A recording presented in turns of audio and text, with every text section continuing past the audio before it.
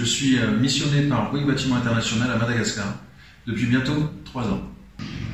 Et la situation sanitaire à Madagascar est très précaire. Je peux moi-même le constater au quotidien. À ce propos, il y a un nouveau projet qui démarre, un projet collectif, qui mobilise l'ensemble des équipes de Bouygues Bâtiment International, en partenariat avec la chaîne de l'Espoir, avec qui on a un projet de mécénat pour la construction d'un bloc opératoire pour des opérations à cœur ouvert. Ce projet mobilise beaucoup de nos partenaires, fournisseurs, bureaux d'études, etc. qui nous fournissent en matériaux et différentes prestations. Je vous propose maintenant de regarder une vidéo d'Alain Deloche, fondateur de l'association La Chaîne de l'Espoir. Alors, la Chaîne de l'Espoir a été créée depuis plus de 25 ans avec un seul but, sauver tous ces enfants qui sont victimes de quoi? De leur lieu de naissance. La tendance actuelle, c'est d'opérer l'enfant dans son pays, si possible par des médecins de son pays, dans une structure éventuellement bâtie dans son pays. Voilà le but actuel. Nous allons œuvrer pour pouvoir faire de la chirurgie à cœur ouvert à Tananarive.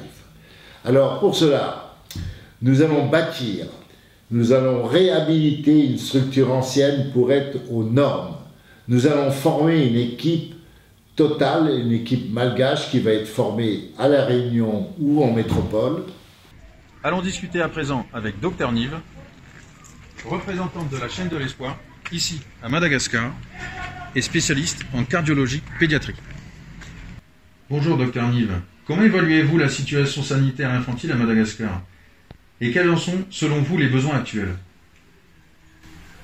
Le droit à la santé est une bataille constante pour les Malgaches et leurs enfants. La situation sanitaire infantile a besoin d'être améliorée parce que le taux de mortalité infantile est de 20 pour 1000 naissances. Selon moi, les besoins actuels est de promouvoir l'accès aux soins aux enfants malgaches de tout le pays, y compris ceux qui habitent dans les zones enclavées, à travers la prise en charge des maladies de santé publique et aussi de cardiopathie congénitale, parce que c'est une maladie de spécialité, mais c'est une des causes de la mortalité infantile aussi à Madagascar. Donc, pour cela, l'acquisition d'un bloc de chirurgie cardiaque à cœur ouvert est essentielle. Merci docteur. Un acteur également essentiel à ce projet est évidemment la direction de l'hôpital. Retrouvons monsieur Rakutu Fanomezansu, qui est à la direction de l'hôpital. Monsieur le directeur, comment les habitants de Madagascar bénéficieront de ce projet? À propos de Madagascar, le taux d'incidence des cardiopathies congénitales est de 5 pour 1000 naissances, ce qui fait, après un petit calcul, un peu plus de 3800 enfants nés avec une cardiopathie. Et bien entendu, ces parents, ces enfants ne nécessiteront pas d'une intervention chirurgicale. Donc c'est quand même beaucoup pour un pays.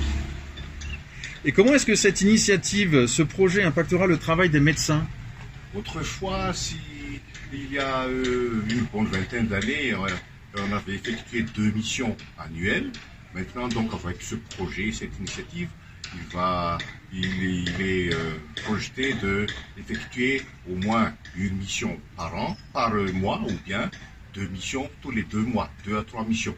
Et ce seront des missions de 8 à 10 jours, avec un enfant à 3 à opérer par jour. Ce qui fait que, pour l'apprentissage des médecins locaux, ce sera donc une bonne chose de pouvoir transférer les connaissances. Merci beaucoup, monsieur le directeur. Clairement, autour de la Chaîne de l'Espoir, une équipe BBI s'est spontanément mobilisée. Aussi bien les équipes de Challenger, en France ou ailleurs, ainsi que beaucoup de nos fournisseurs. Rendez-vous au prochain épisode.